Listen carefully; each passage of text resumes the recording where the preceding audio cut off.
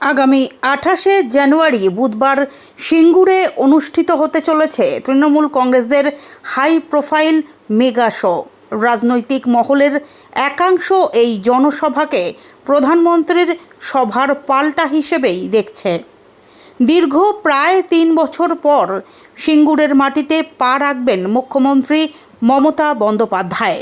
এর আগে 2023 সালের 28শে মার্চ পথশ্রী রাস্তাশ্রী প্রকল্পের উদ্বোধনে সিঙ্গুরে এসেছিলেন তিনি। মুখ্যমন্ত্রীর এই গুরুত্বপূর্ণ জনসভাকে ঘিরে ইতিমধ্যেই সরগরম সিঙ্গুরের রাজনৈতিক আবহ। মঙ্গলবার দুপুর 2:30 নাগাদ সভা সফল করতে নাওয়া খাওয়া ভুলে মাঠে নেমেছেন রাজ্যের মন্ত্রী তথা সিঙ্গুরের ভূমিপুত্র বেচারাম মান্না। দলনেত্রীর নির্দেশ পাওয়ার পর থেকেই প্রস্তুতিতে কোনো খামতি রাখতে চাইছেন না তিনি।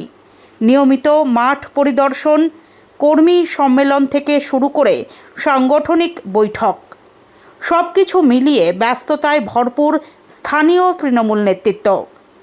দলের অন্দরের দাবি, এই সভার মাধ্যমে সিঙ্গুর থেকে রাজ্য রাজনীতিতে নতুন বার্তা দিতে চান মুখ্যমন্ত্রী। জনসভাকে ঘিরে কর্মী সমর্থকদের মধ্যে বাড়ছে উৎসাহ ও উদ্দীপনা।